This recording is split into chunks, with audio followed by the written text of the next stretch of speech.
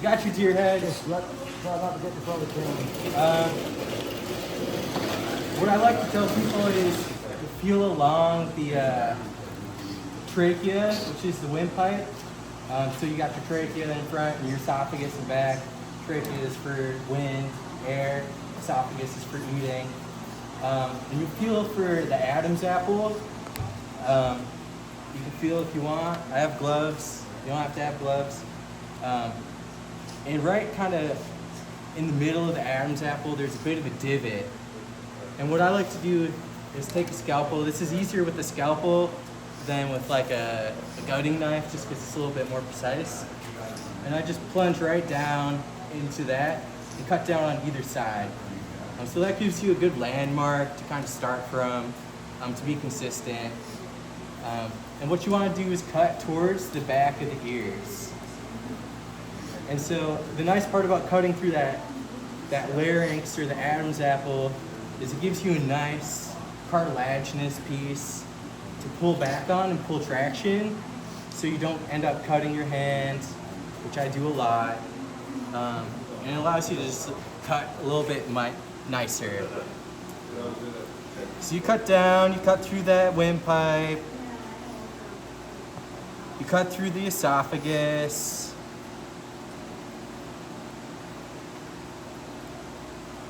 and you get to the back kind of meat that's along the spine. If everyone can kind of see that like nice red meat. And so another landmark that I like to tell people is you typically have this lateral line going down the center of that meat, this nice kind of like fatty tissue. And so your lymph nodes, there's two of them, and they sit one on each side of that line. And then another landmark is this kind of pinkish tissue. Sometimes it's more white, sometimes it's waxy when it's like really cold. But this is your salivary tissue, and the lymph nodes that we're looking for are on the, we'll say the back side of that salivary tissue. So farther down the head, if that makes sense. So can you hold that upright a little bit? There we go. I can try. And so we cut through and we pull back this, and then you can stick your finger in here and pull this back or forward. And you cut down the skin a bit just to give yourself a bigger window.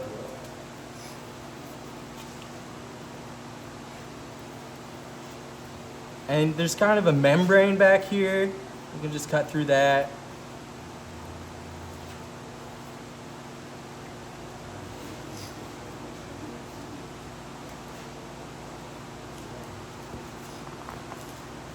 And your lymph nodes live right on the back side of that salivary tissue, like I was saying. So sometimes it's underneath it, sometimes they're just behind it. Each deer is a little bit different, but they're generally right in that area.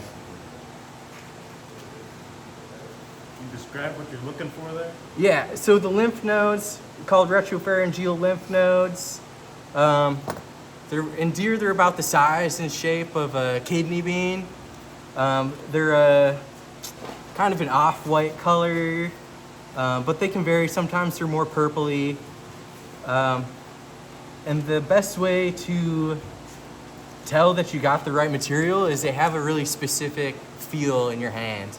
So a lot of the meat surrounding it, feels like squishy meat, but the lymph nodes are more dense. They feel like I like to tell people they feel like a gummy bear, like the Haribo gummy bears. So kind of like really solid meat.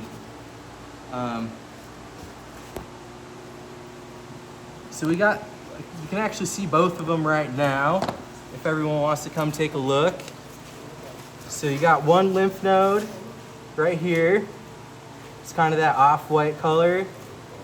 And the other one is right here. So it sits a little bit farther back. And that just varies deer to deer. Another way to tell you're kind of in the right area, there's these little kind of like dark purple black spots. These are called hemolymphs.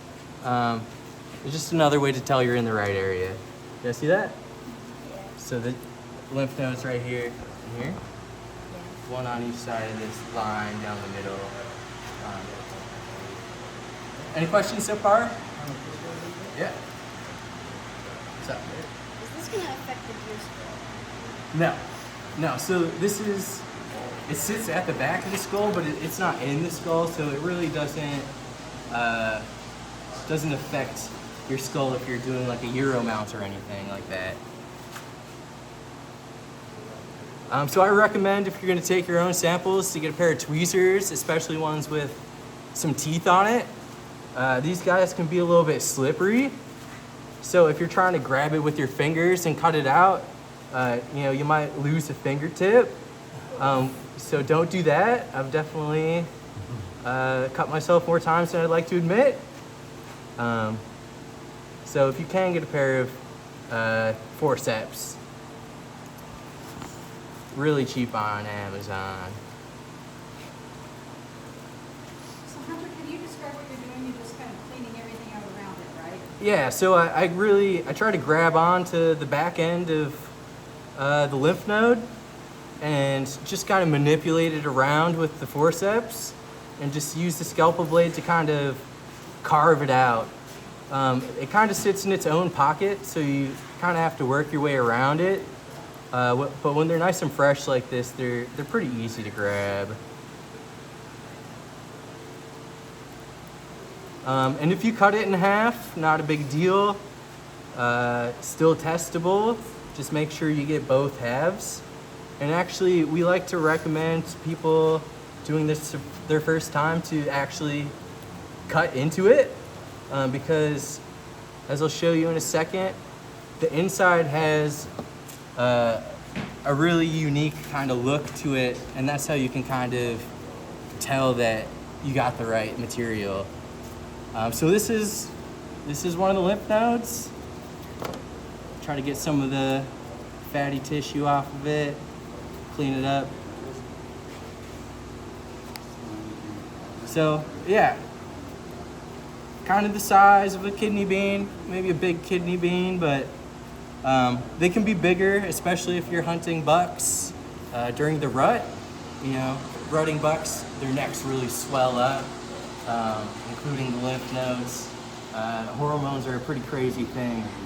As well, sometimes if the deer is sick, you know, if you get a cold or something, you know, your throat feels really swollen. Same thing with the deer. So they can, you know, expand and contract. But generally they're around this size. And you want to get both if you can. If you can't, you know, that's okay.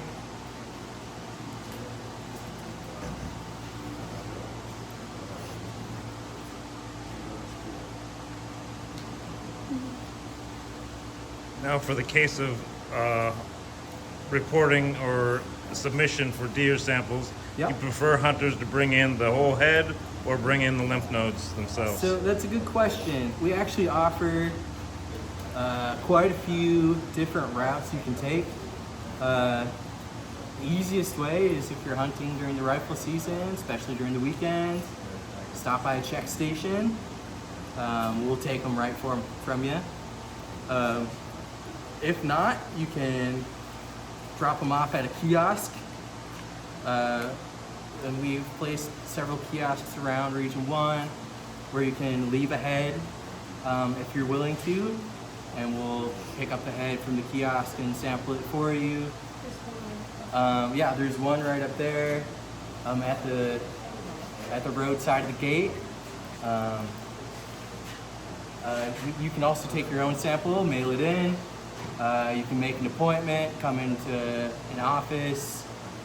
If you're in the area, you can make an appointment and I'll come out to your house and take it from you. Yeah, so we're trying to offer a lot of different methods just to get people to incentivize people. So we got both lymph nodes out. One was a little bit smaller. But like I said, so if you want to cut into it and look on the inside, you can see, I like to tell people it kind of looks like the inside of a grape. or a blueberry. It kind of has like that really dense texture to it. It's a little bit purpley. If it looks like that, you know, you got the right stuff.